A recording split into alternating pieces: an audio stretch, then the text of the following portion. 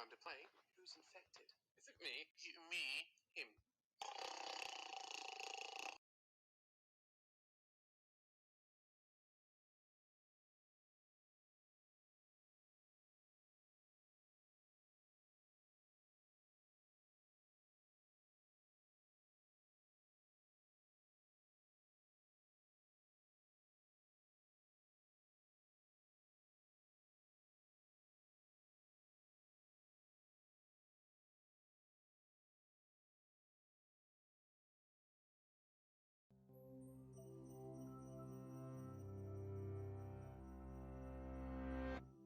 Imagine something small enough to float on a particle of dust that holds the keys to understanding cancer, virology, and genetics.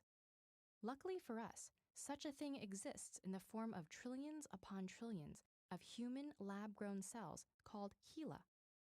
Let's take a step back for a second. Scientists grow human cells in the lab to study how they function, understand how diseases develop, and test new treatments without endangering patients. To make sure that they can repeat these experiments over and over and compare the results with other scientists, they need huge populations of identical cells that can duplicate themselves faithfully for years. But until 1951, all human cell lines that researchers tried to grow had died after a few days. Then a Johns Hopkins scientist named George Guy received a sample of a strange-looking tumor, dark purple, shiny, jelly-like. This sample was special. Some of its cells just kept dividing and dividing and dividing. When individual cells died, generations of copies took their place and thrived. The result was an endless source of identical cells that's still around today, the very first immortal human cell line. Guy labeled it HeLa after the patient with the unusual tumor, Henrietta Lacks. Born on a tobacco farm in Virginia, she lived in Baltimore with her husband and 5 children. She died of aggressive cervical cancer a few months after her tumor's cells were harvested, and she never knew about them.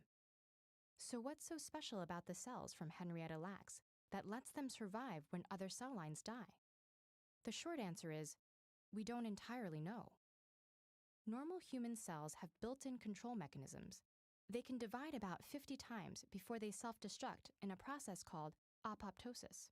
This prevents the propagation of genetic errors that creep in after repeated rounds of division. But cancer cells ignore these signals, dividing indefinitely and crowding out normal cells.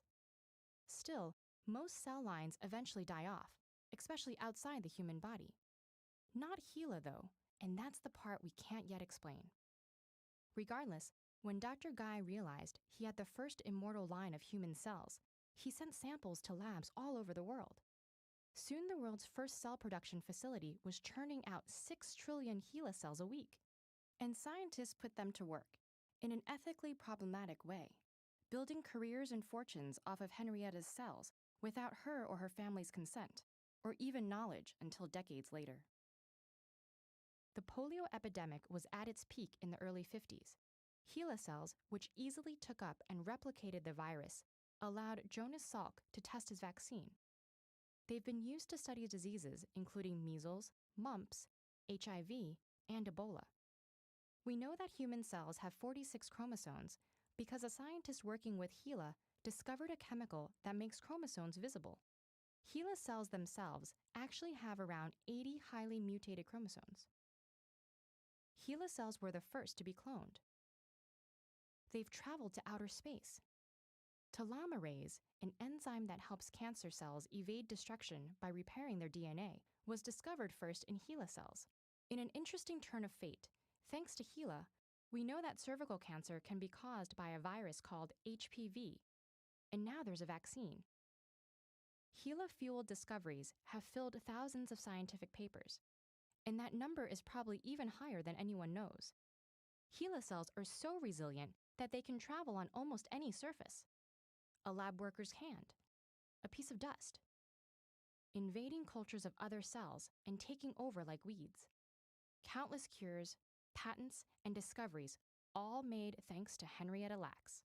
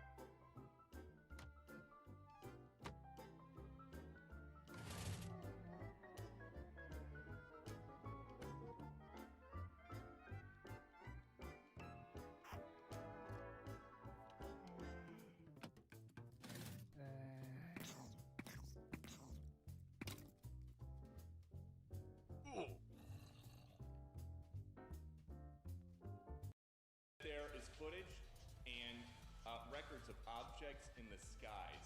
We don't know exactly what they are. Hey everybody, Peebs here, and welcome back to Zelda Month. Last year we did Mario Month, but this year I'm really itching to do some more Zelda videos, so that's what we're gonna do.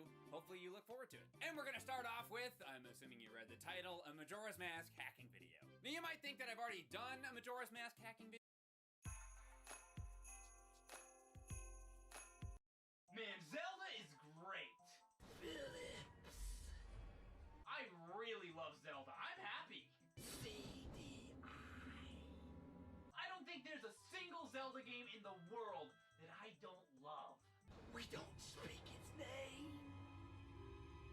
Hashtag Zelda, hashtag CDI, hashtag Nintendo, hashtag Google+, hashtag social media, hashtag new YouTube, hashtag so funny, hashtag lol PVG moment, hashtag subscribe. Hey everybody, I'm Peanut Butter Gamer, and I know what you're probably thinking. Peanut Butter Gamer, isn't Zelda Month supposed to be a time to talk about how good Zelda is? So why are you talking about such a bad Zelda game? Well, sometimes in order to appreciate something that is truly good, you have to look at the alternative, something that is truly... Doki Doki Literature Club, solved. Bendy and the Ink Machine, solved. Five Nights at Freddy's, solved. Maybe, then kind of retconned and solved again. I don't know, it's kind of solved. Yeah, remains to be seen. Anyway, today there's a new challenger, Poppy Playtime. And with only one chapter available, this thing is ripe for the theorizing. We've seen children's toys and games trying to kill us in the past, but it's never been anything like this. Hello Internet, welcome to Game Theory, where today I wanted to start off by introducing you to our latest piece of merch. Say hello to the Maddie Pally doll. Maddie Pally, the perfect friend for every theorist. But hey, that's just a theory. And that's not all he can say, he's actually full of all the favorite catchphrases from the channel. I'm coming to get you, Matt Pat. Oh, okay, very funny. Who changed the voice box? No one did, Matt Pat.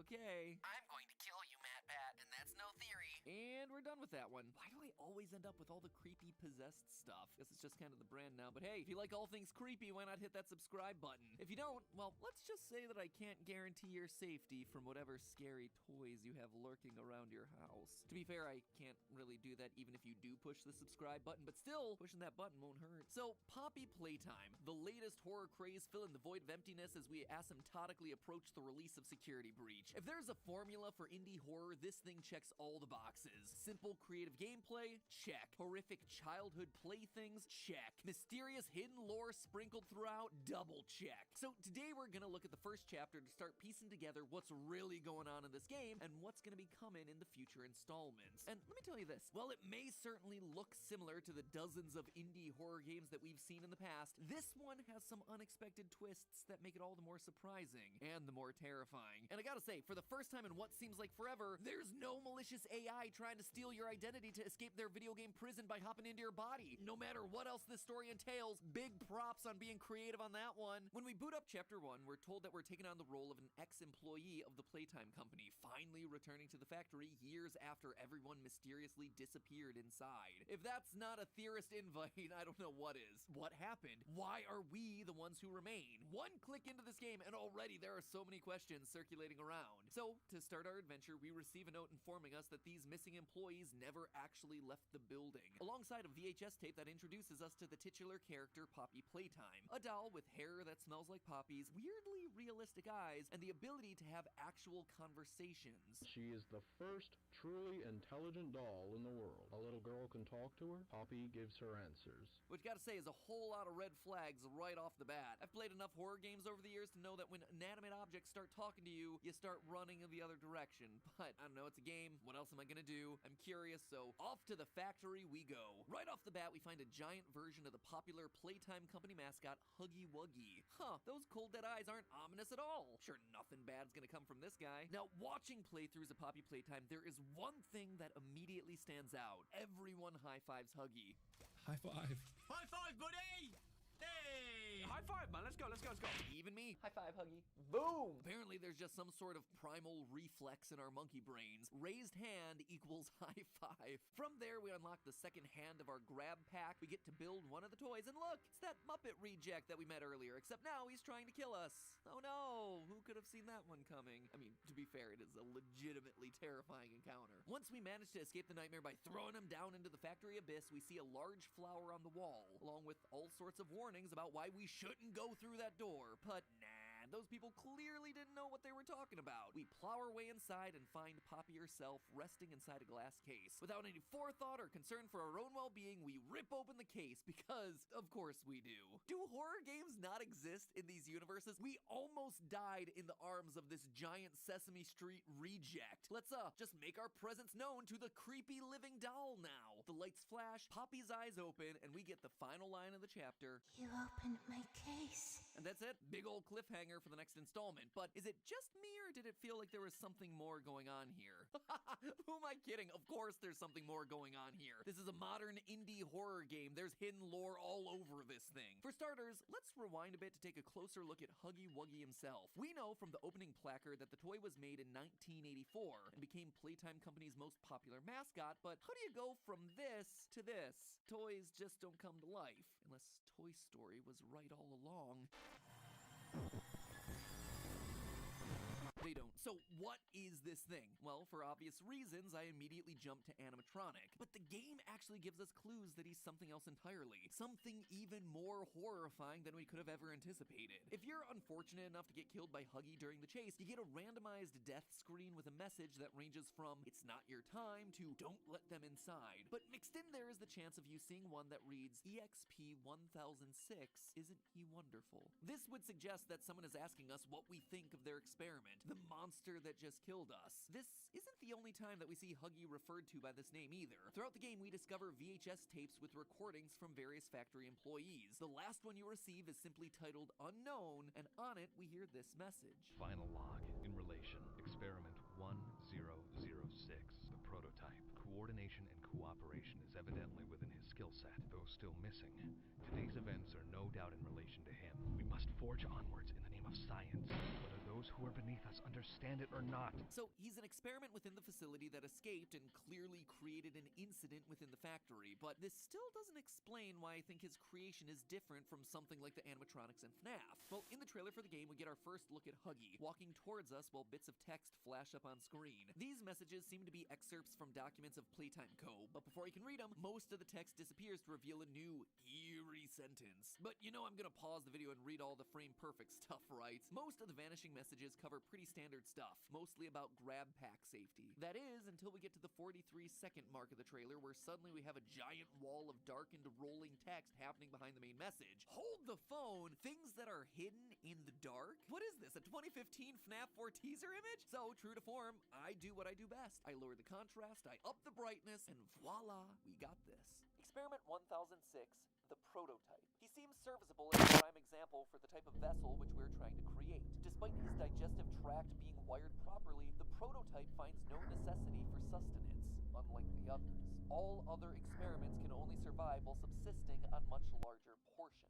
Huggy, as well as these other experiments, has a digestive system. That's not something an animatronic possessed by the soul of a dead child would need. It leads me to believe that Huggy is a living organic creature, not just a stuffed toy turned sentient. Although, if we're reading this right, Huggy just kills for fun. He doesn't need to eat, unlike the others. Plus, if we take a look at the scene where you cause the walkway to collapse, Huggy falls into the factory below, hitting 2 pipes along the way. Notice anything unusual? Here's the before and after shot to make it easy for you. You see, there's blood on the pipes. Huggy bleeds. He is definitely organic, a literal living, breathing monster. But how are they turning toys into organic creatures? For that, let's actually turn our attention to the perfect toy herself, Poppy. When we're introduced to her in that initial VHS tape, we're told that she's perfect. She has hair that smells like poppies, which, side note, I looked into, and it turns out that poppies don't really have that much of a smell. Unless, of course, you're talking about opium poppies, in which case you're opening up a whole lot of messed up there. In the olden days, opium was used to relax and help you to sleep. No wonder this thing was a hit, especially with the parents, but I'm getting myself sidetracked here. Anyway, the important part of this ad is that a child can have conversations with Poppy and that she can talk back to give answers, which seems like a strange level of AI for a company that was around during the 1950s and 60s. Unless, of course, she's not an AI. In the teaser for Poppy Playtime, we see a tutorial on how to look after your Poppy doll. Near the end of the video, the voice box gets pulled out and we see that it's dripping with blood. Again, leading me to believe that these toys are actually all organic.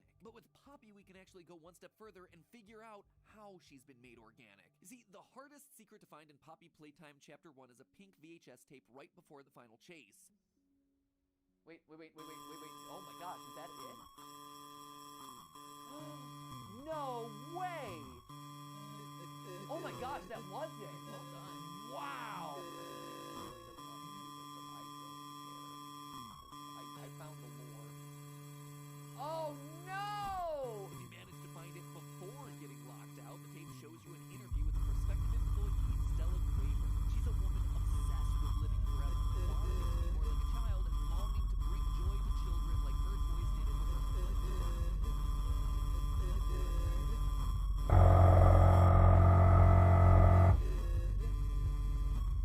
This game feels really random in the way it's done. Like, why would we be shown this? Well, it starts to make much more sense in the context of living organic toys. Based on the way that she talks, Stella would be the perfect candidate for some experiments that Playtime were running. I believe that they used employees, specifically Stella, to make Poppy. Not just transferred her consciousness either, but used her physical body, their digestive systems, their brains, and in the case of Poppy, Stella's eyes. It seems like an extreme leap to make, but look at Poppy's eyes in the video. Tell me that those aren't human. You don't just add capillaries to your cute little doll's eyes. This would also align with the whole bleeding thing. Organic bodies made of flesh and organs that can bleed. It's also worth mentioning that the voice actor for Stella is the same as the voice actor for Poppy. This may just be because of limited voice actors, but it also feels like an interesting detail to call out. If I'm right about Stella and Poppy being one and the same, I think it gives us a pretty good idea of what her part is in the wider story. The general consensus online is that Poppy is gonna be the big bad. I mean, the game's got her name on it after all, but for me, I'm not so sure. I don't believe that Stella would be mad about being turned into a toy.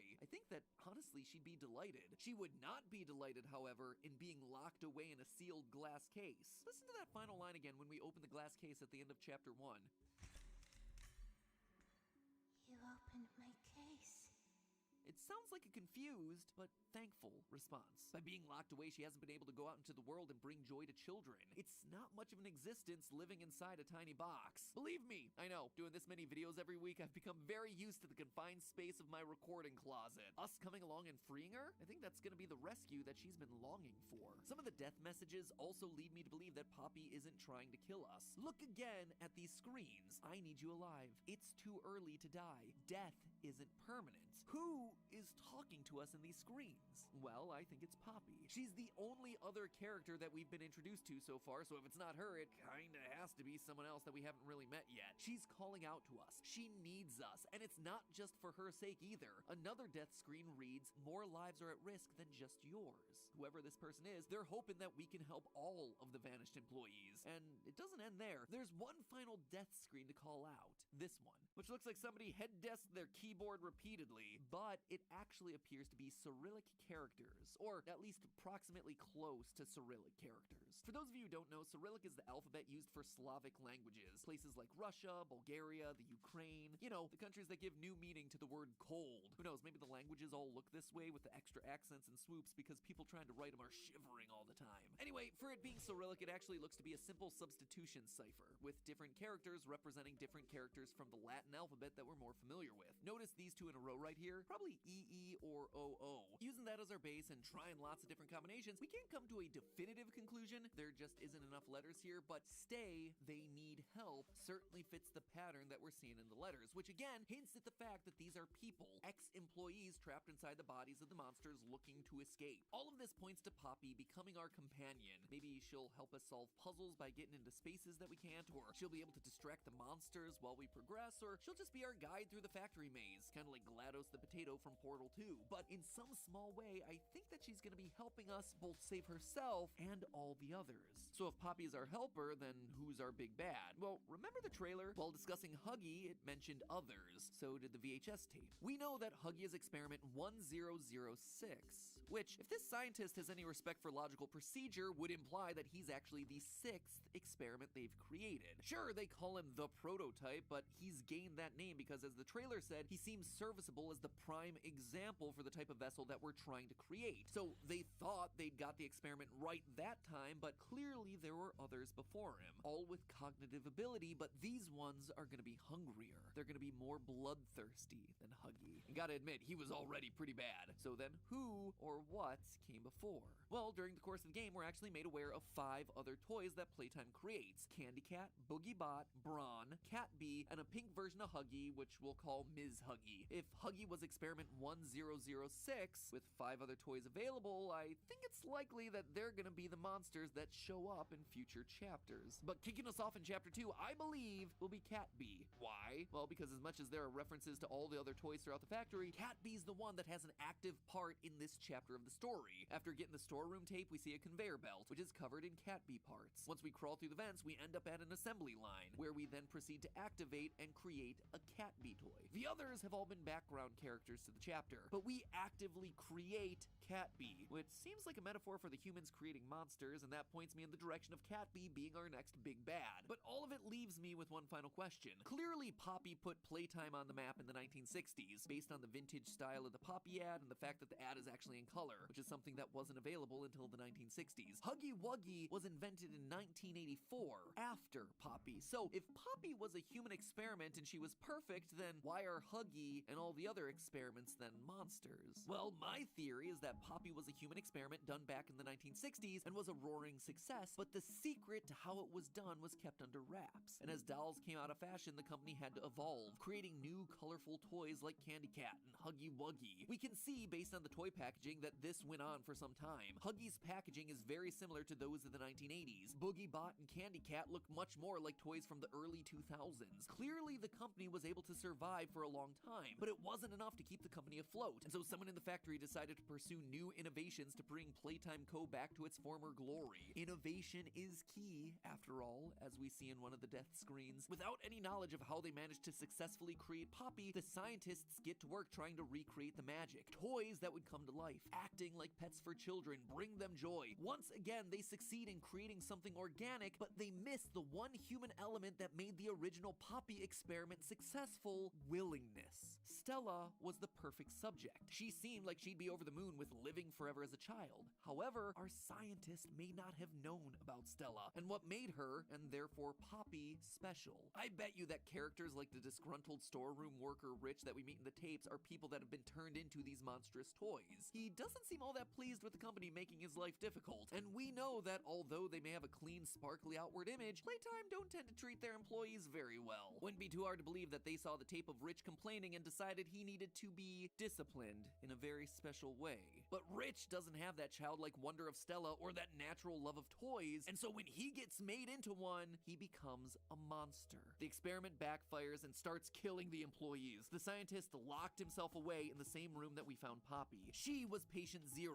locked away in the case to protect and study her, until of course we come along and set her free. There you have it, friends. My predictions for Poppy Playtime. Was I right? Was I wrong? I guess we're just gonna have to wait and see. But hey, that's just a theory. A game theory. Thanks for watching.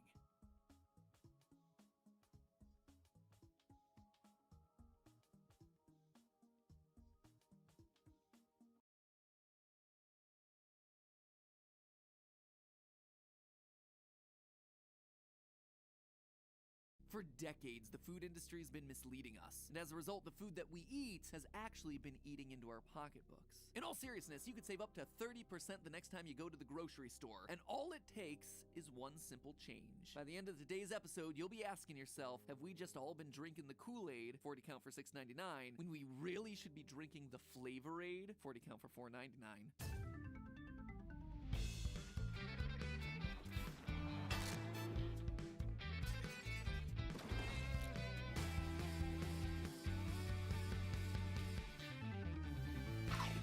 Internet, Welcome to Food Theory, the YouTube series that can now come in its own variety pack. You know, theorists, I've got a confession. Something's been bothering me since my last trip to the store. In actuality, it's something that's bothered me for a while, but I'm only just getting around now to researching it and doing an episode about it since, as a YouTuber, my life is constantly just fodder for new content. You see, it all started with vitamins. The other day I was over at Target and spent way too long comparing the labels for various multivitamins. And what I was finding was that those labels had practically the exact same list of ingredients in the exact same order. Maybe sometimes there was a very little difference in percent daily value, but for the product that I was looking for, nope, totally the same on every level. So why then was one bottle $20 and the other just 10? What was causing one jar to be nearly double the cost when the stuff inside was, at least according to the ingredients list, identical? Well, the big difference was branding. One was a name brand and the other a generic. And yet, is that enough to cause that $10 spread in price? I mean, a bit cheaper, sure, I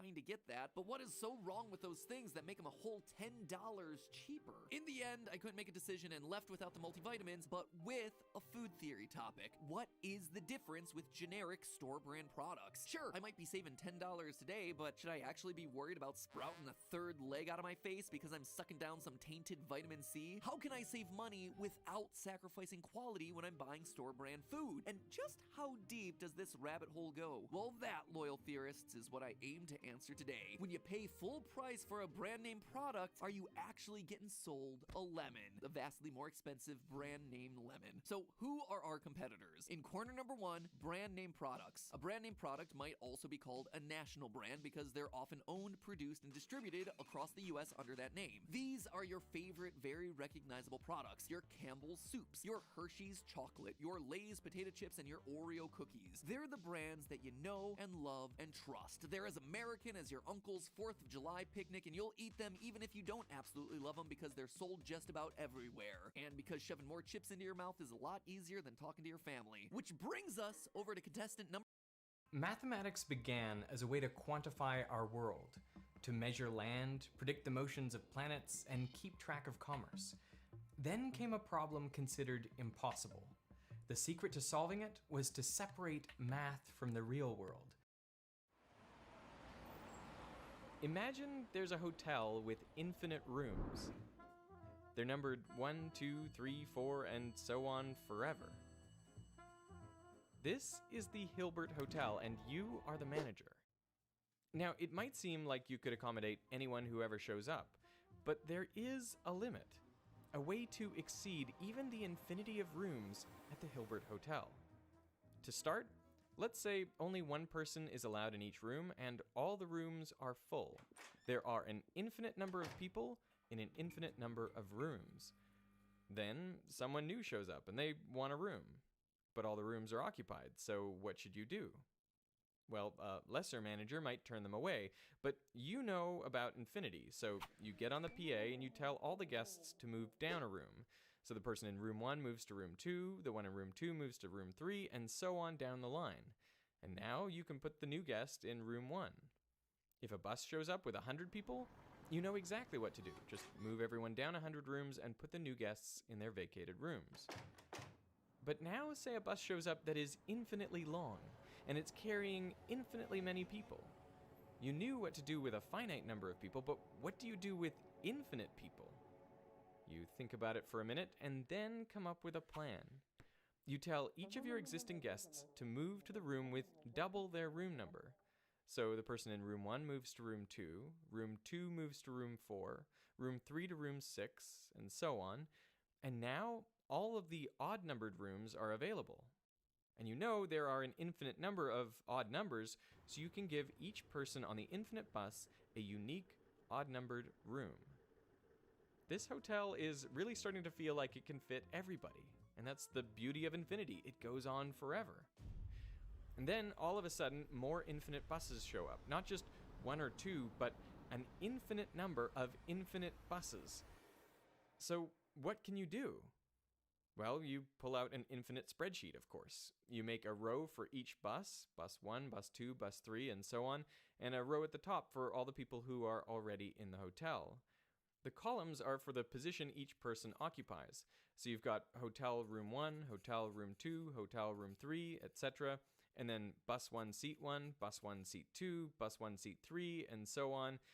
So each person gets a unique identifier, which is a combination of their vehicle and their position in it. So how do you assign the rooms? We'll start in the top left corner and draw a line that zigzags back and forth across the spreadsheet, going over each unique ID exactly once. Then, imagine you pull on the opposite ends of this line, straightening it out. So we've gone from an infinite by infinite grid to a single infinite line. It's then pretty simple just to line up each person on that line with a unique room in the hotel. So everyone fits, no problem. But now a big bus pulls up, an infinite party bus with no seats. Instead, everyone on board is identified by their unique name, which is kind of strange. So their names all consist of only 2 letters, A and B, but each name is infinitely long. So someone is named A, B, B, A, and so on forever. Someone else is named A, B, A, B, A, B, A, B, A, B, etc. On this bus, there's a person with every possible infinite sequence of these 2 letters. Now, A, B, B, A, I'll call him ABBA for short. He comes into the hotel to arrange the rooms. But you tell him, sorry, there's no way we can fit all of you in the hotel. And he's like, what do you mean? There's an infinite number of us, and you have an infinite number of rooms. Why won't this work? So you show him. You pull out your infinite spreadsheet again and start assigning rooms to people on the bus. So you have room 1, assign it to ABBA, and then room 2 to AB, AB, AB, AB repeating, and you keep going, putting a different string of A's and B's beside each room number. Now here's the problem, you tell ABBA. Let's say we have a complete infinite list. I can still write down the name of a person who doesn't yet have a room. The way you do it is you take the first letter of the first name and flip it from an A to a B. Then take the second letter of the second name and flip it from a B to an A. And you keep doing this all the way down the list, and the name you write down is guaranteed to appear nowhere on that list, because it won't match the first letter of the first name, or the second letter of the second name, or the third letter of the third name. It will be different from every name on the list by at least 1 character, the letter on the diagonal. The number of rooms in the Hilbert Hotel is infinite, sure, but it is countably infinite, meaning there are as many rooms as there are positive integers 1 to infinity. By contrast, the number of people on the bus is uncountably infinite. If you try to match up each one with an integer, you will still have people left over. Some infinities are bigger than others. So there's a limit to the people that you can fit in the Hilbert Hotel. This is me at the end of college. So anyway, so today I'm packing up. My room is absolutely disgusting. There's dust all over the place. Unbelievable how much dust this place accumulates. Just unreal. 21-year-old me was apparently fascinated by dust. But where does it all come from? Well, in this video, we are going to get to the bottom of this. Now, this video was sponsored by Google, and when they approached me about sponsoring a video, I suggested I show you how I use Google to research a complex question. After all, research is just research. Anyway, I couldn't pick a simple question like how far away is the moon, how old is Derek Muller, or how much wood could a woodchuck chuck if a woodchuck could chuck wood, because the video would be over already. But in the space of all possible queries, questions like these with clear, unambiguous answers are by far in the minority. In fact, of all the billions of search queries typed into Google every day, fully 15% are ones that Google has never even seen before. So Google never actually gives you answers. Instead, in just a fraction of a second, it uses algorithms to select the most relevant information from the hundreds of billions of web pages it has indexed. What you do with that information is up to you. So for this video, I intentionally selected something surrounded by myths. Dust. Unbelievable.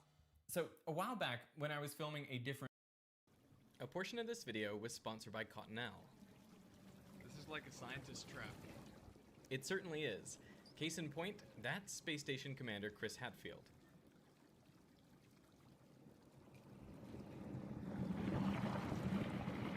What this isn't is turbulent. Nope, this is largely laminar flow. Did somebody say laminar flow? If you didn't know, Destin from Smarter Every Day loves laminar flow, where all the particles of the fluid move parallel to each other in organized layers, or laminae. Look at that, it made a bubble! Where I live, people will roll down the window in their car when they see me in the street and they will scream, "Turbulent flow is better" to me. That happens. That happens in Huntsville, yeah. Here's my argument to you, Destin. That laminar flow is easier to love. Okay. But turbulent flow, if you make that effort, is actually more awesome. No. Turbulent flow is not better than laminar. It is awesome, but it is not better than laminar flow. Can I just say, I get it. I get where Destin is coming from. I mean, laminar flow is pretty and it's well behaved. Meanwhile, turbulent flow is a mess in more ways than one. I mean, there isn't even a universally agreed upon definition of turbulent flow. You know it when you see it. So that's the deal with turbulence. You know it when you see it. Pretty much, yeah. So instead of a formal definition, in this video, we are going to build a checklist of characteristics of turbulent flow so that you know it when you see it. And the first characteristic of turbulent flow is that it is unpredictable. That's right, turbulent flow is messy, it's unpredictable. It is literally, definitionally chaotic, meaning it is sensitively dependent on initial conditions. So if you were to change something somewhere in the fluid, well, it would completely change the final state. And that means you can't make predictions with turbulent flow. All you can do is speak about it statistically. I mean, there are the Navier-Stokes equations, which are meant to govern all fluid flow, including turbulence, but they are notoriously difficult to solve. In fact, there is a $1 million prize for anyone who can even make progress towards getting insight into these equations that would explain turbulence. So yeah, I get it. Turbulence is a mess. Laminar flow is easy to love. It's like the belle of the ball, whereas turbulent flow is kind of an ugly duckling. But in this video, I want to transform that ugly duckling into a beautiful swan.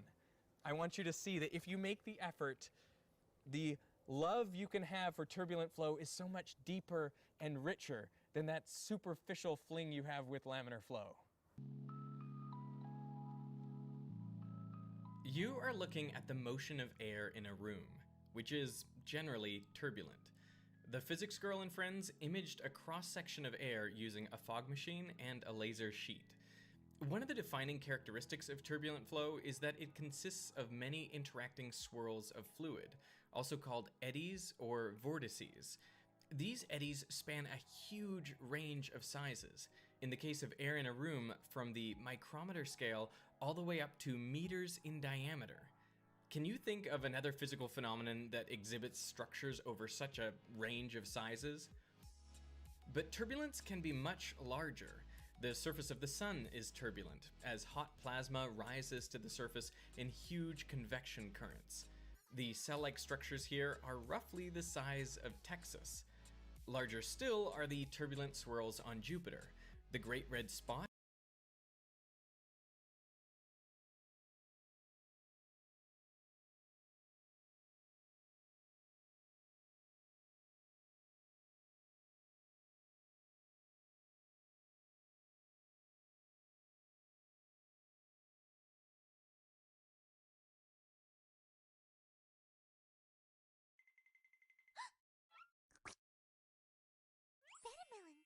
Before we start, I just have a couple of things I want to say.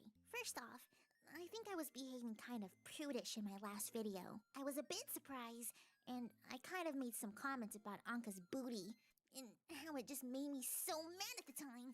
Look, there's absolutely nothing wrong if someone wants to show off their cat body in a productive and happy way. Exploring yourself and being happy doing it is actually a good thing, even if it is on TikTok. That being said, however, me and Mr. Mayor had something very special, and Anka ruined it! That stupid... She made me buy all that bleach for my eyes. She owes me 800 bells. There's one thing when you're doing that weird stuff by yourself, another when you drag someone else's man involved. She is so gonna be homeless. So look, I made a sneaky sneak. I made a deal with Anka that if she does this interview, I maybe won't kick her out for forcing the mayor to be part of her stupid, and heavy quotations now, dance video. But I'm gonna be looking for incriminating evidence to kick her out anyway. Viewer discretion is advised. They didn't know where the centipedes came from. The poor men from the task force who went in first wish they did, however. Everyone heard the chittering echo throughout the cave site.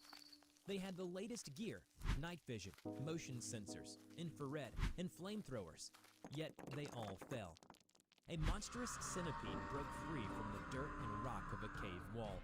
Using its massive pinchers, it sliced 3 men in half. God, he could see their writhing organs emptied their contents onto the ground as smaller centipedes appeared and began eating their flesh. They were all overcome quickly. Those insectoid menaces soon fell from above and sank their abominable fangs and pinchers into their bodies, rapidly digesting anything. A few of them managed to crawl into Tell's arm, but he took a knife and used the fear of being eaten alive to chop it off as he ran away from the shrieking creatures and screams of his team members. In his rush, he ran in the wrong direction and could not find his way back to the mouth of the cave. Blood dripped from his arm, leading a trail straight to where his location was. What a foolish thing to do, he thought as he was losing consciousness. But fear makes people do things like that sometimes. He sat here now, awaiting death.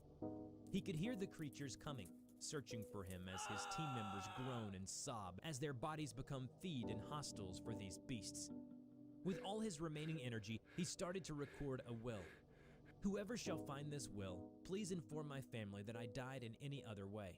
They do not need to know the true death that I will soon experience. I give all of my possessions to my wife. And lastly, I ask for this damned cave to be blocked off.